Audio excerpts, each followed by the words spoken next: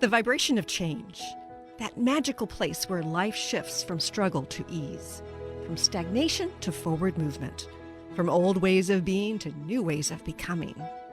Yes, it can seem rather elusive to get there, but when you are in it, you feel it down to your very core, and it can positively affect everything in your life, from your relationships to your health and well-being, from your career path to your abundance, from the quality of your inner connection to the fullness of your self-expression.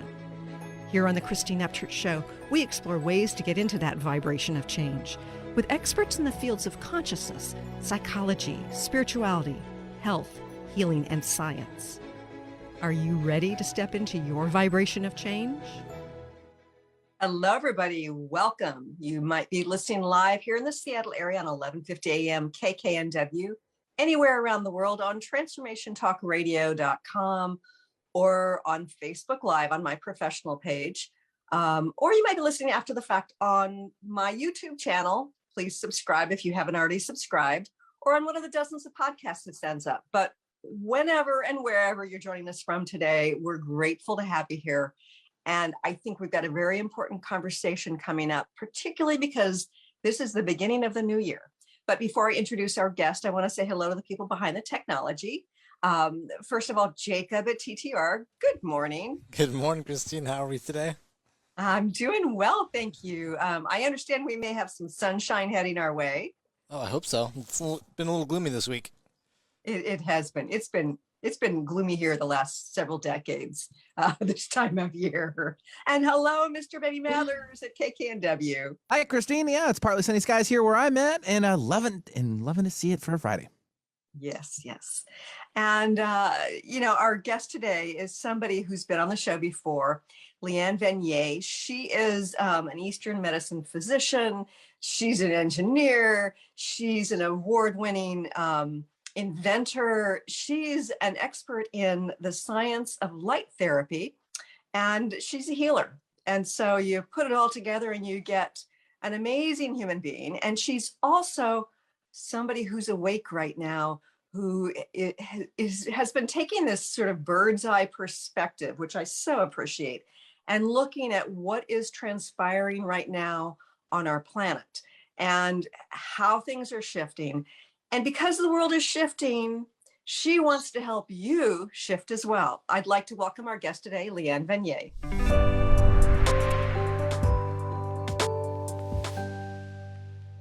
Hey, Leanne. Hey, Christine. Thank you for having me. Always so much fun to talk with you on your show and share all kinds of fun information, helpful information.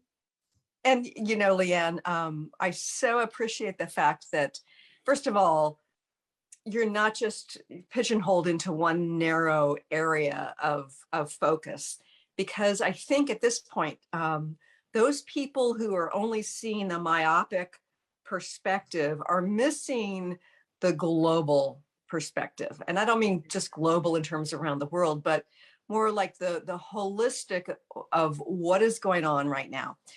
Can you please share with our listeners and viewers your perspective on what's unfolding right now? Okay, that could take a few hours, but soundbite. There's a big transformation going on with humanity right now. Ultimately, I believe that it's going to be for the good, but we've got some bumpy roads ahead of us, and we're experiencing things with the current situation with our.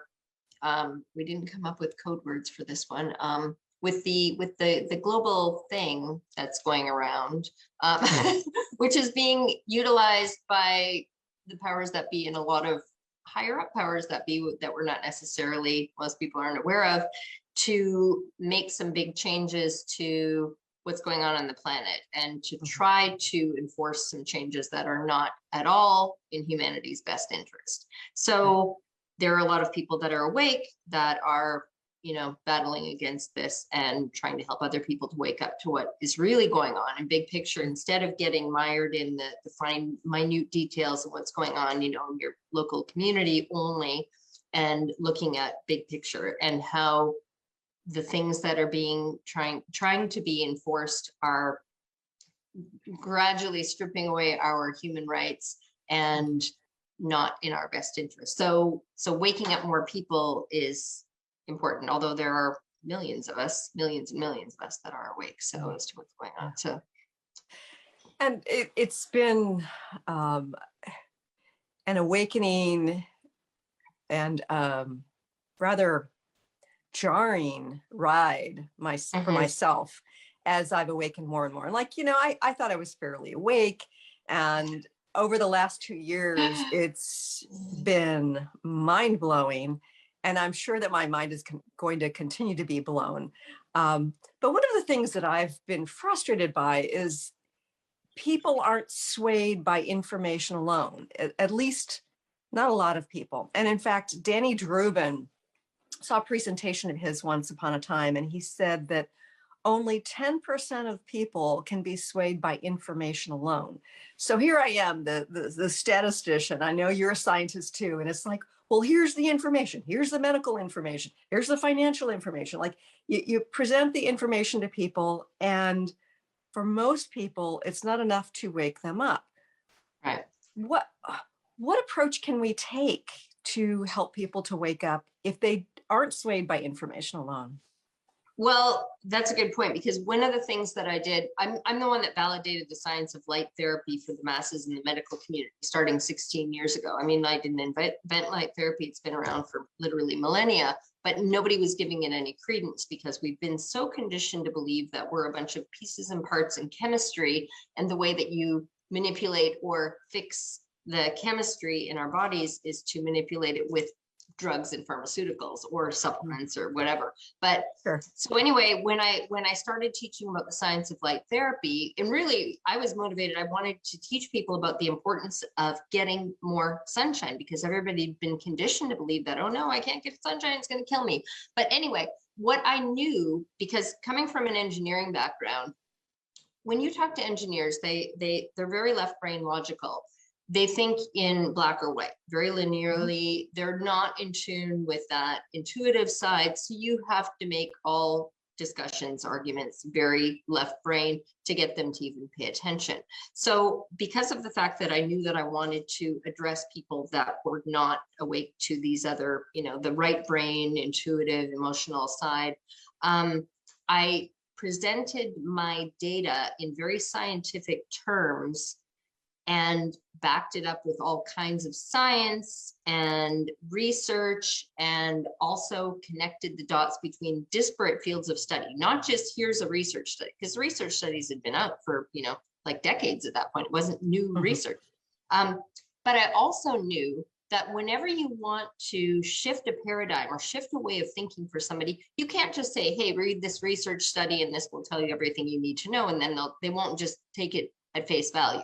You have to present things from a right brain, emotional, I feel it kind of experiential point of view. So presenting just left brain logical stuff will get rejected, by both the predominantly left brain people as well as, and definitely by the emotional people that are in fight or flight. They're like, data, I don't want to hear it. It's like, this is what I'm experiencing. So you have to address both sides of that so that you can connect both the hemispheres of the brain essentially. But and otherwise you can't bring people over to a new way of thinking. So when I was teaching about the science of light therapy, I also taught about the color and light are synonymous. Every time you see light, there's color within it. And when you see color, it's because there's light illuminating it. And all the information about sunshine, emitting all these different spectral colors and showing a rainbow, but then also showing images of my paintings and the color field paintings. My cat is like trying to walk on my desk. And how people feel when they look at certain colors. So why do we use red for stop signs and stoplights and warning labels and anything that could be potentially deadly? So connecting all of these disparate fields of study to like, oh yeah, you're right. I never really thought about it, but red gets my attention. Why is red used in all fast food logos? So things like that. So connecting it with real world experience that they could already relate to, but they'd never thought of it in those terms. And then bringing in the science to explain what those experiences mean and why they're universal. So So in this case, and I never really thought about, I mean, other than the fact we have, the 2 Telegrams groups that I run, that you participate actively in, that where we're presenting a lot of left brain scientific information, as well as experiential, emotional, this is what people are really experiencing when they get these things, not the least of which is dropping dead. Right. And, that. So, but what I think is starting to hit home for a lot of people in that emotional side is like, oh, I know somebody who died, or I know somebody who had, because it's spreading more and more. So more and more people are having that direct experience, which is what I think is waking up a lot of people, as well as the fact that it's now become incessant, one thing in the arm after another, and then you're going to need another one and another one, and people are hitting their breaking point, but they're getting a little bit fed up. And you mean I still have to wear this muzzle, and I still have to distance, and I still have to stay home, and I still have to protect grandma because I could still infect grandma. So I think people are hitting their breaking point, but that's coming about naturally just from, saturation and them, but the thing about the frog in the boiling water, a lot of times you can drag people along, and this has been done for millennia. You can bring people along, bring them to a certain point, and then, okay, we're going to do this, and then everything's going to be cool, and then you'll be fine. Then we go back to normal. And then they're like, oh, okay, we'll do it. They get there, and then they're like, okay, well, just one more thing, now we have to do this. And this is all for everybody else. It's not for you. So you're helping humanity, and you're helping your neighbor and grandma and all that stuff. So they drag people along like this gradually, and the frog in the boiling water, you don't even realize how far you've gone in it, 2 years, where 2 years ago, they tried to push these things and people would be like, what the heck are you thinking? Like, no, heck no. But anyway, so that was a long-winded answer to your question. And I think about how, the tribalism in our culture and in our world has been fed, and it's like the flames have been fanned so that the tribalism is stronger, so that people respond more dramatically towards those in the other tribe. And this world was already tribal enough as it is, Right. so Yeah. it's gotten to be even more significant. And so one of the things in my own personal process, having come from being a statistician in medical research, I thought, oh gosh, I've had input on more than 100 studies done across the United States. I've co-authored articles in medical journals.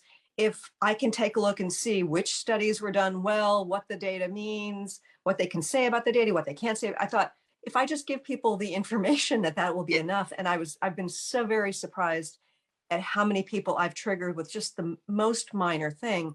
So for me, it's been more a matter of I'm witnessing what's going on, and I'm standing beside people, even if they don't want to hear what I have to say. I won't say anything, but I'm here to support them. And one of the things that's become clear to me is that over the next couple of years, people's belief systems are going to be blown wide open. And it's the sort of thing where we have to be, if we're here to help heal the world, we have to be willing to be there to support people as they wake up. Yeah. Yeah. And creating more divisiveness isn't helpful because, the powers that be, I mean, again, something a tactic that's been used for millennia is divide and conquer. All you have to do is get the people fighting amongst themselves, and then they can just swoop in and, issue all these mandates. I mean, after 9/11, that's how, all these things got snuck in to the system, and, the Patriot Act and all these other things that, they're for your best interest. They're for to protect the citizens. So all of these things that are not in our best interest, but when people are in that fight or flight, very, like agitated mode, they're like, I'm just thinking about survival, and like somebody's going to try to kill me, somebody's wanting to attack me. And so you keep them in that agitated state, and it's very easy to do that. But like you said, we need to be like a support network. So the people that are waking up, it's not about, like create more divisiveness, welcome people in. But what I've been telling people is like, what, people are going to wake up when they're ready to wake up. There's no point in like expending all your energy and getting frustrated and angry about the fact that they're not seeing the reality that you see, because that just weakens your energy system. So I've been focusing on helping people that are awake, that, you know, informing communities and networking and connecting with each other, because we're going to need that. And we need to be able to rely on and support each other and not be getting mired and caught up in all this drama that is continuing to be blasted down on us. You know, more drama. It's like, it's this incessant thing. So being able to disconnect from that and just say, you know what, your drama, I've got my thing, and I'm focusing on moving forward in the best way that, you know, works for me, for my family, for my network, for my community, and the people that are like-minded.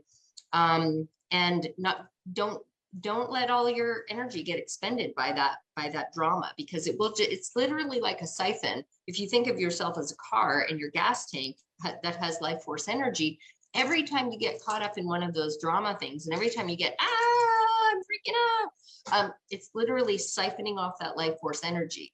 If you have an argument with somebody, you get frustrated because a family member can't see what you can see. If you get, you know, angry because of what's going on, it's literally weakening you every time you get caught up in that. So be aware, be informed. It's important to be informed, very important right now, but don't get caught up in it. Don't get emotional about it. Just think, okay, you know, if you think in terms of bigger picture, this is raising the level of, you know, the vibrational level for humanity. There are a lot of people that are coming up and, you know, moving upwards, and it's going to be for the ultimate good. But as many things, when we go through metamorphosis, just like a butterfly, you know, the butterfly that comes out of the cocoon has to really, you know, use a huge amount of energy to get out of that cocoon.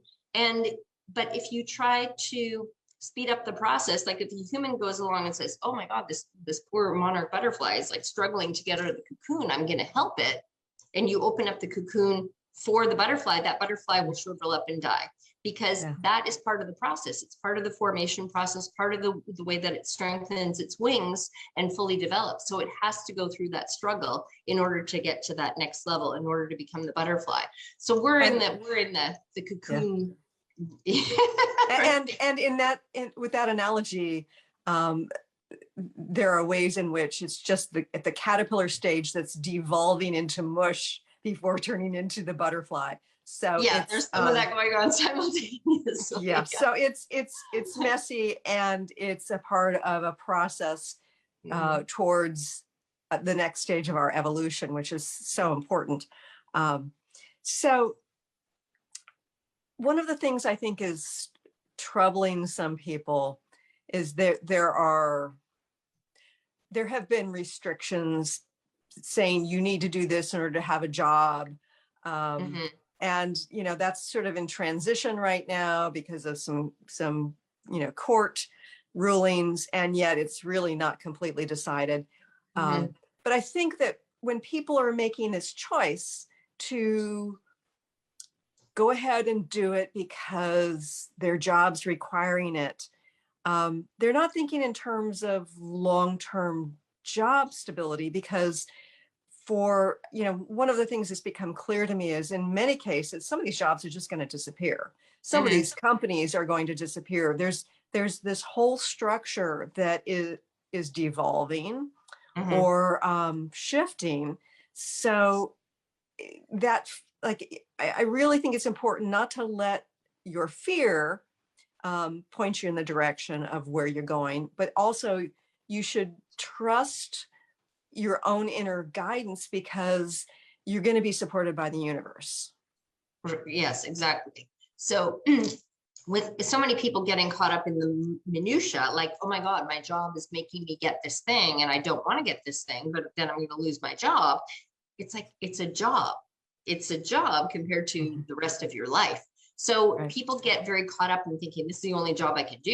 It's the only job I can have. I can't, there's nothing. What else could I do with, you know, if I lose my job, what am I going to do? And I've got bills, and they get freaked out in that, you know, fight or flight. It's basic survival instinct. You know, I'm going to lose my source of income. So they're not able to see that they have limitless possibilities in front of them. And so this is one thing that I've been seeing myself, you know, personally in my own life. where when you're putting out the energy, the frequency, the vibration of that, like, okay, everything I'm taking care of, everything will work out fine.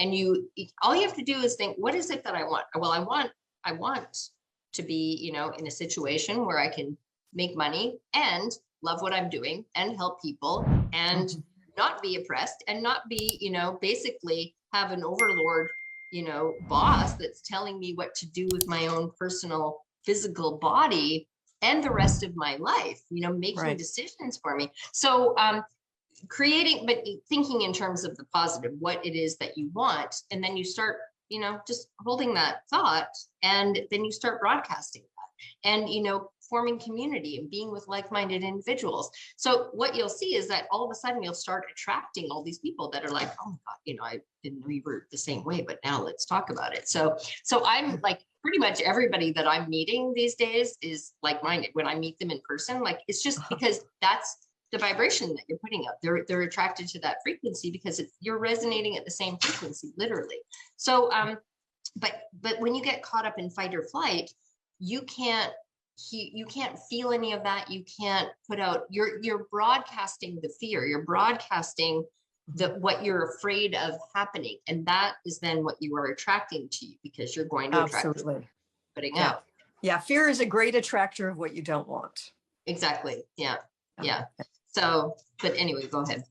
So, we really do live in an abundant universe. And I know that it's easy for me to say because I have abundance in a variety of ways. And it's harder to see when you're living in a situation with lack or restriction, if you're in a bad relationship, if you don't have many friends, if things are financially tight, you don't have a proper home. I mean, there's so many ways in which people can live in lack within this world. Mm-hmm.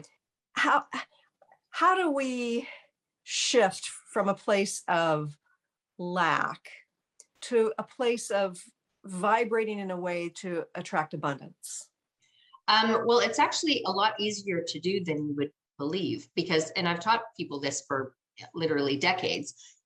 Every time you have a fearful thought, like what happens if, or like, oh my God, how am I going to pay my bills?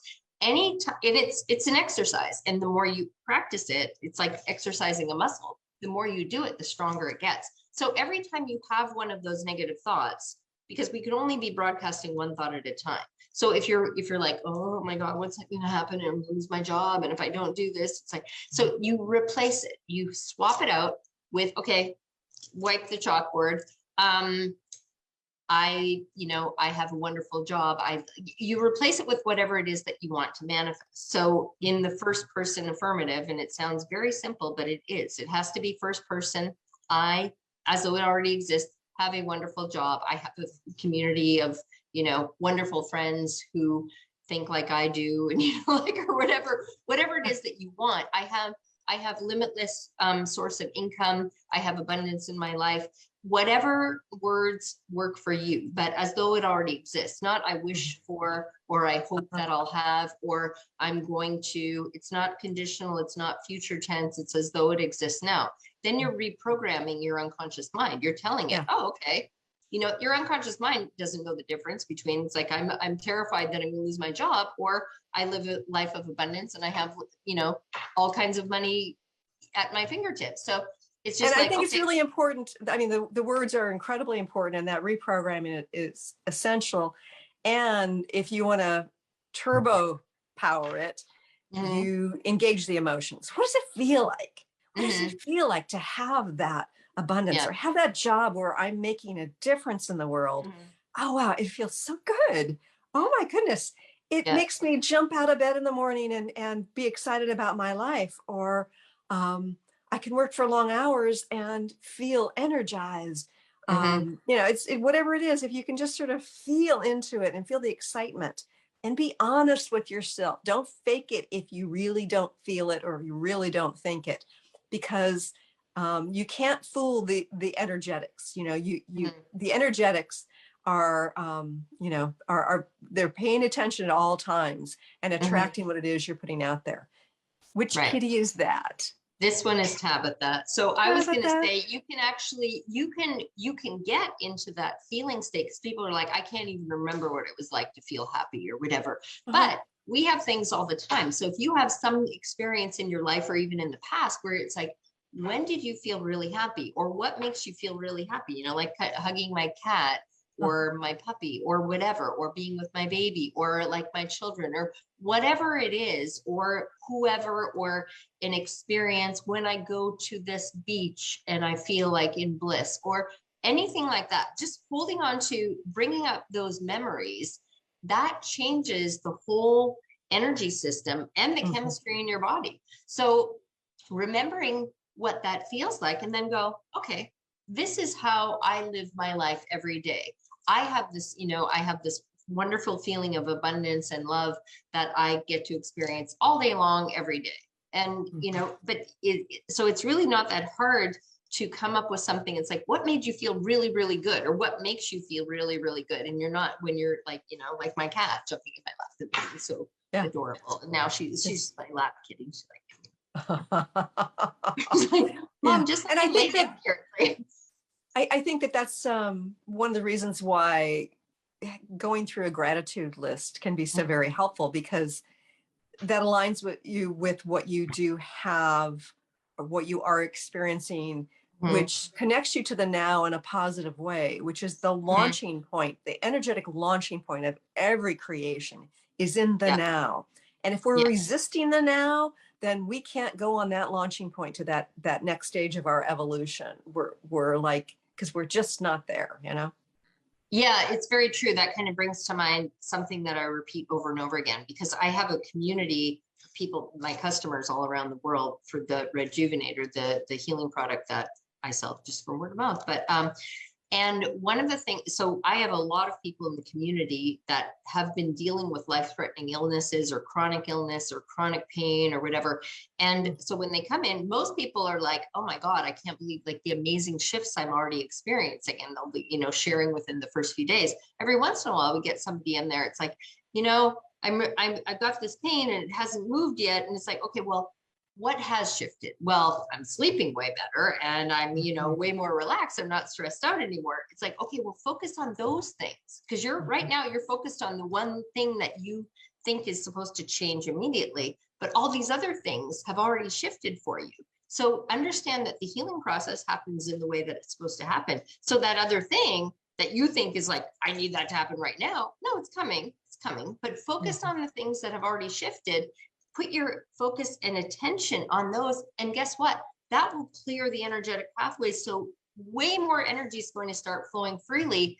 And those other shifts are going to happen much more quickly. Because every time you focus on what you don't have, every time you focus on what you're missing, every time you focus on the lack, that's what you're putting out. You're putting out more of that energy. And then you get fixated on that. Just like when people get a diagnosis from a medical doctor, they're like, here, this is who you are now. This is your diagnosis. And it's by design. It's very clever. Because then people, it's like, and now you're going to have to take this pill for the rest of your life, or you're going to need some surgeries. And eventually it's like, you know, a year from now, you're going to have this happen and this happen, and take these pills and you're going to take them for the rest of your life. And this is who you are now. This is your diagnosis, whatever the diagnosis is, whether it's the C word or, you know, we can't even say that anymore on certain platforms without getting our videos taken down. But, so whatever that diagnosis is, then people are like, okay, I can't tell you how many times I meet people or talk to people, you know, about health stuff. And they're like, okay, first thing out of their mouth, I have, you know, the C word. Okay, what's your name? Do you have a name? It's like, oh, well, yeah. But, you know, they don't even think of that. It's like, this is who I am. So getting attached to those diagnoses is just like being attached to that negative energy. And then you're constantly putting that out and you're feeding that negative system. So you shift. It's like, I have a healthy body. I have I have full life force energy that's circulating through me. And then, you know, like I feel better, like any little thing. It's like, I feel better today. The sun is shining. I went outside and I felt amazing. Focus on that. That's what is in the now. So, and then you get more. And over the years, I found that, it's not uncommon for somebody to come to me for a healing session when they want to heal something in particular. It's the focus. It might be migraine headaches. And then after the first session, they find that their terrible foot pain that they've had for more than a decade is gone. And yet they still have the headaches. And so it's like, where is the attachment? Where is the resistance to allowing that flow? And I'm not saying that people should be blamed. It's just an empowering thought of where can I let go of attachment or resistance, which keeps that energetic flow from coming in and bringing us back into balance. Right. And also understanding that there are no mistakes. Everything that you go through, and I always tell people this, every illness, everything that you are dealing with in your physical body is the way that your unconscious mind and your soul can communicate with you. Because it's like, if you're on the wrong path, it's like, it's trying to wake you up. Maybe it'll give you some dreams and you're like, oh, it's just a dream. And then it's like, okay, well, how about I make your shoulder really sore? And now I make it so sore that you can't use the computer anymore. Because is that getting your attention now? So your body, your psyche will communicate with you through having blockages of energy in your physical body that then cause pain, suffering, illness, disease.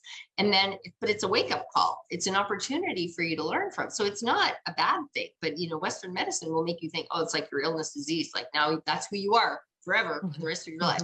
Everything is healable and reversible, but people get attached to that, and then they keep going downhill from there. So hanging on to the knowledge and the awareness that we have full sovereignty and full control over our body, our physical body, and our energy body, and our psyche. We're not victims of our body. Those messages that your body is giving you from your psyche, soul, are for your benefit. So every illness, disease, pain, suffering, or whatever you define it as, they're gifts, they're opportunities for learning and growth. And when you reframe it in that way, you're like, oh, okay, because I can look back, I had, oh my God, so many years of like pain and suffering, and like, but I wouldn't be doing what I'm doing now with all the knowledge and full health and everything, able to help so many other people, had I not gone through those very miserable years in some.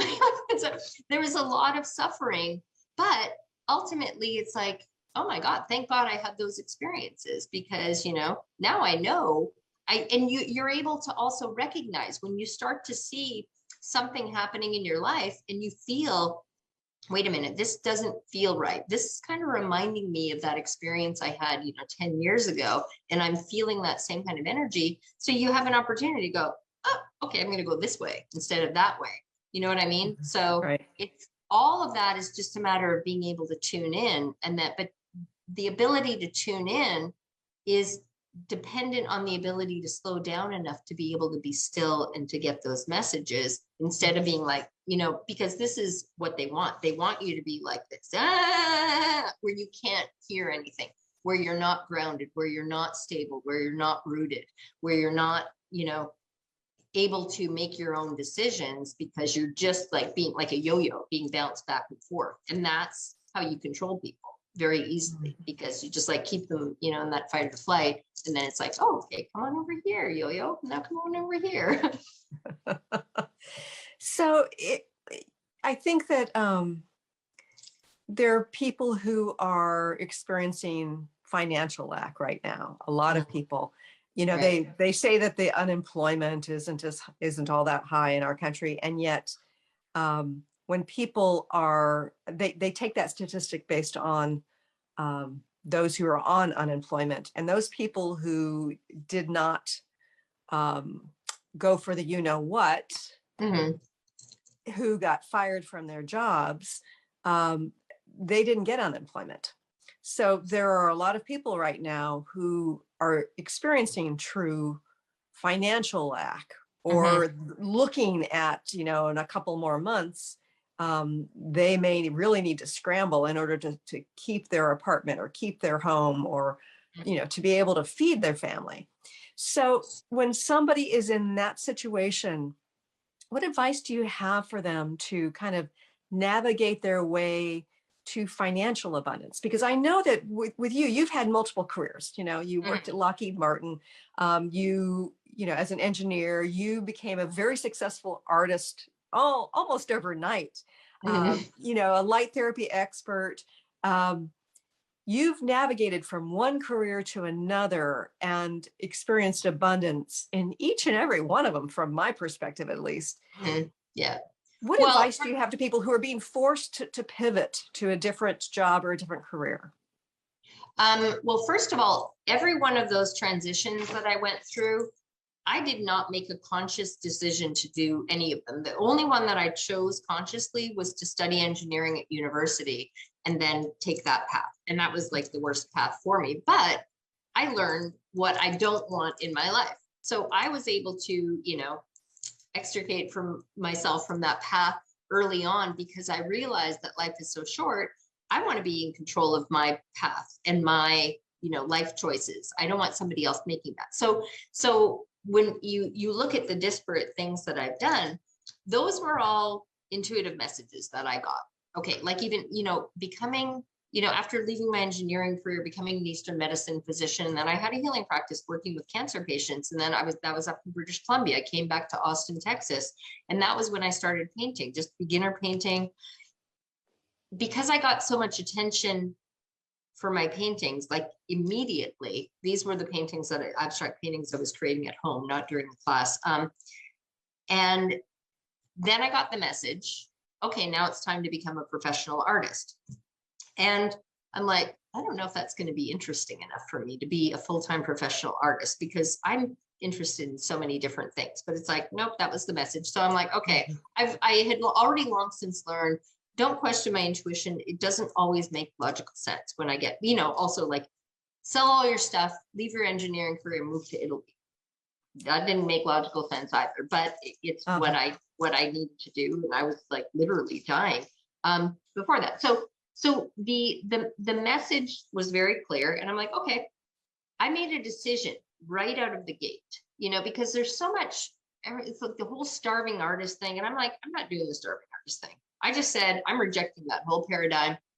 If I'm going to do this professional artist thing, I am going to be a very well-paid, highly successful artist. So I just said, I'm a well-paid, highly successful artist.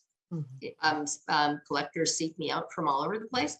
And that's exactly what started manifesting immediately. I mean, I was getting contacted by curators in Italy to participate in these big international art exhibitions. I was getting art awards. I didn't do anything. I just put that energy out there. I put a little website out in the sea of millions of artworks websites, and people weren't finding me. I didn't have any SEO. I didn't know any of that tech stuff. I to this day, I don't do any of that stuff. So you put out that energy, and then like people, like vibration people, then they find you, they gravitate towards you. So I had so many opportunities. And the one thing that I did do was like, okay, when I would have countless opportunities, hey, we want to give you this free, $600 booth or this $1,200 booth at this art market, and we just want you to have your paintings there. We're not going to charge you for the booth. And other people are like, trying to get into this market.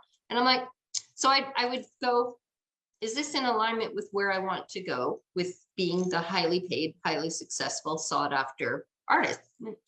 No. Thank you, but no, thank you. And so it's like, people often will be like, okay, well, I had an opportunity. I have to take this opportunity because I don't know when there's going to be another one. You have to be able to discern, and you have to do the gut check and go, is this in alignment with where I want to go? Because if it's not, then say, thank you, but no, thank you. Because if you take that thing that's not the right thing for you, that means now the opportunity that comes along behind, which you can't take because now you're caught up with this other thing. You're committed to this other thing, and then you don't even know about this other opportunity that was right around the corner.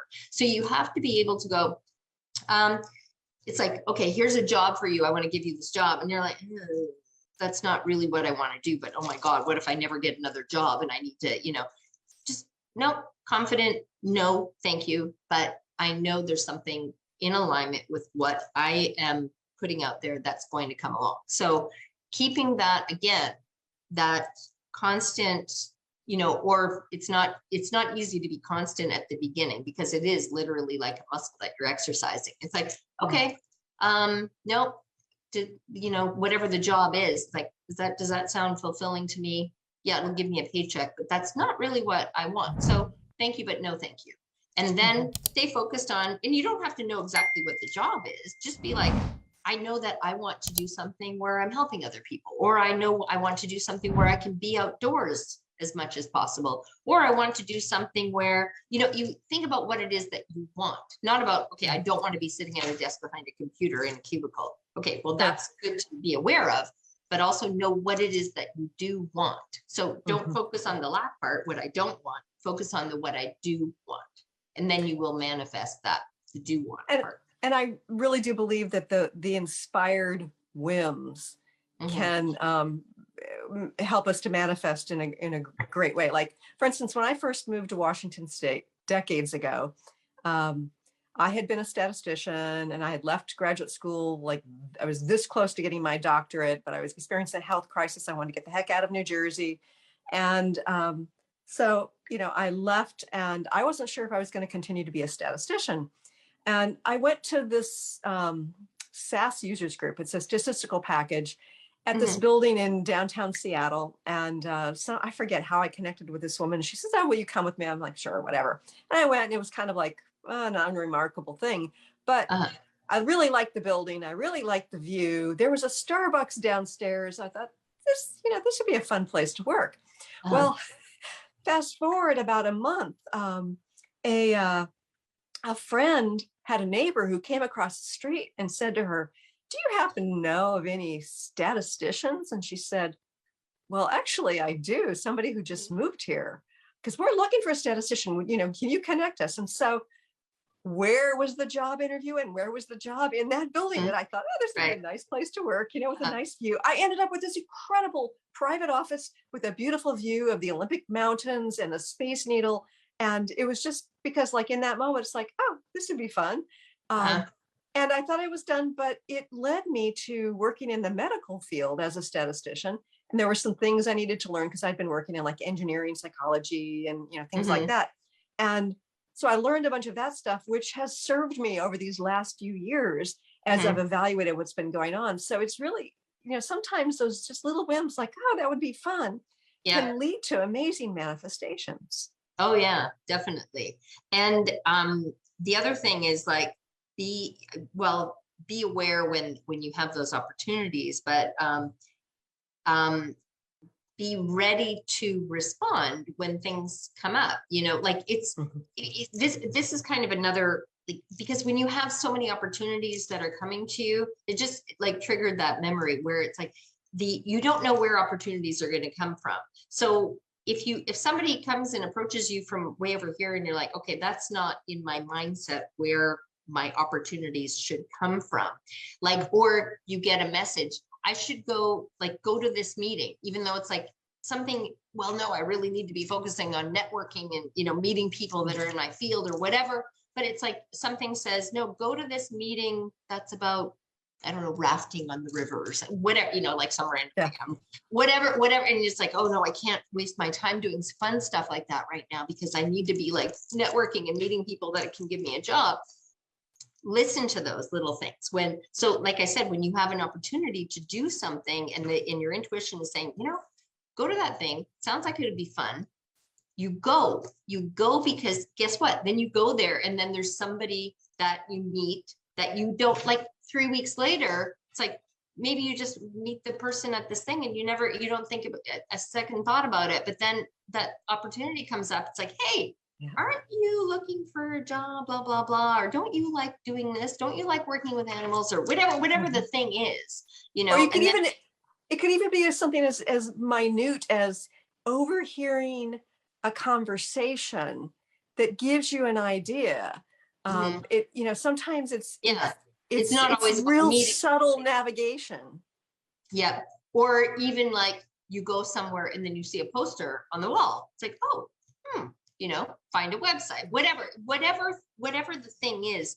When you get that thing, hey, you should go to, if your unconscious mind saying, hey, you should go to that meeting. It's like, well, no, I've got to go. I've got to focus on these. I've got to be looking on LinkedIn for a job or whatever. No, listen to those messages.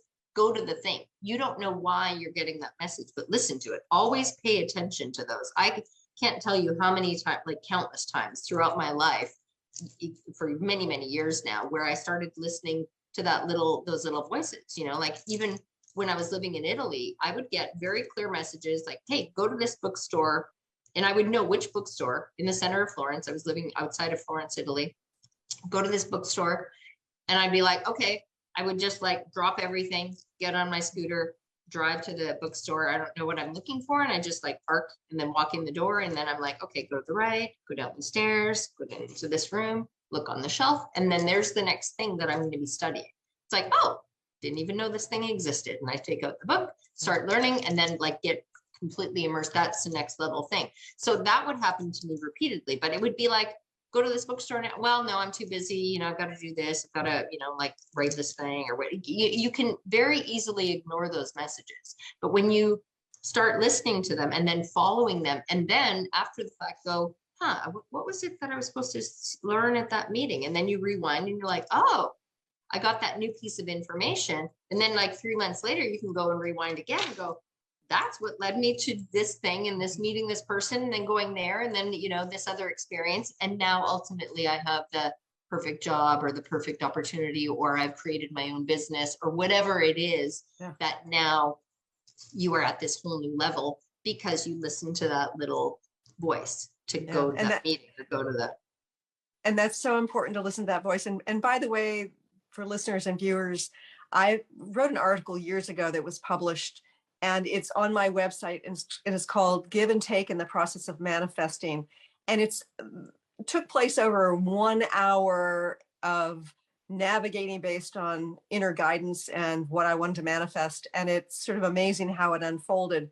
We'll put the link on the Facebook page and as well as on the YouTube replay video. But yes, it's so important to listen to those little messages, and we need to learn to trust ourselves too, because sometimes it's just a matter of, you know, we think it's just, oh, it's our whims, and those whims or those messages that are kind of like seem kind of out there or unimportant end up being incredibly important. Right. Yeah. And that's where I was saying, like, don't try to analyze where you get these messages. Well, it's like that isn't in alignment where I think I should be getting what I need right now. So I'm going to reject it because it doesn't fit into my, you know, finite, you know, view of where I'm supposed to be getting connections or whatever it is, whether it's connections for work or opportunities for buying a home or, you know, like whatever the thing is that you're experiencing right now that you're looking to manifest in your life. You'll always have an idea of like, oh, well, I think I'm going to get that from here or there or whatever. So often these things come from left field. Like you can't even imagine, like for me, again, the number of times where it's like, doesn't make logical sense. I'm just going to listen and follow that, you know, like, I don't even know why I'm getting this message. And sometimes, you know, complete about face comes about from what I experienced from that. It's like, oh my God, my whole existence has been, I've believed this thing. And now that's all like shaken up. And I realized that what I thought was reality was like an illusion. And now I'm like, and now my eyes are really awake, you know, like me, I'm the same way. It's like, I thought I was really awake for, you know, a very long time. You know, I've been teaching people about, you know, big pharma and, you know, what the purpose of, you know, the pharmaceutical industry and all of that is for, like, you know, for decades. But some of the things that I'm learning, that I've been learning in the last 2 years are like, whoa, you know, that was like the tip of the iceberg. So yeah. And one of the things that I really want to emphasize here is that because this the attraction of abundance is initialized by vibration, it's really important who we choose to hang out with. Because if let's say we want a love relationship and all of our friends who are in relationships who we hang out with are in terrible relationships, or if we really want to manifest financial abundance and all of our friends are focusing on their lack, it's not that you have to be around somebody who has what it is you want to manifest, but you don't want to be around people who think you can't have it or they can't have it, because it's in their vibration and their vibrational field affects your vibrational field. And so it's not only inspiring hope to be around people who vibrate differently, but it does affect your vibration in terms of what you're going to manifest. Exactly. Yeah. And it does, like, being around low vibration people that are I call them naysayers. It's like, no, that's impossible. I can't do that. This is, this is what, the cards that I've been dealt. I've got this, I can't get past this, and, whining, complaining, that's all the energy they're constantly putting out. And that's like what to you and other people, that they're like the energy vampires. So they're not to say you have to like completely sever ties with those people, but the less you spend time with them, the healthier it is for you, until you get to the point where it's like, okay, this is not affecting me. Because you will get to a point where it's like, you know what, talk to the hand. And like you get, like, it's like, you're not affecting me anymore. Because when you're not strong enough or able to like resist and reflect all of that or deflect it, it literally sucks your energy. And then you go home and you're like, God, why do I always feel exhausted when I'm hanging out with Sally or Bob or whoever, like, I just feel so tired afterwards. It's because they've just sucked all your life force energy through their, whining and complaining, and like, everything is terrible and my life is dark. And then it leaves that kind of like this sludgy coating on you. And you're like, you feel like you need to take a shower, which you do, because that can really like wash away that negative, energy field that kind of wants to grab onto you. But yeah, so even if they're, sorry. Go ahead.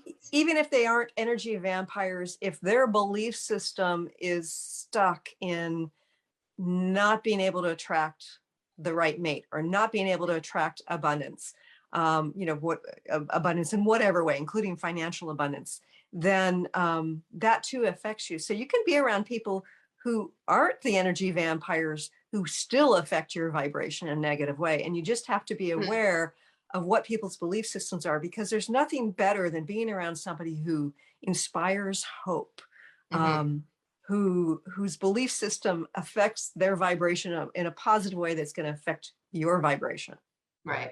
Well, not everybody is necessarily an energy vampire by definition, where they are unconsciously going out sucking that energy, but they are. If you are vulnerable to that kind of negative, low vibration energy, where it's like, Sally's always complaining, you are giving Sally your energy every time you go, oh, poor Sally, it's like, oh, yeah, I know what you mean, and blah, blah, blah, blah, blah.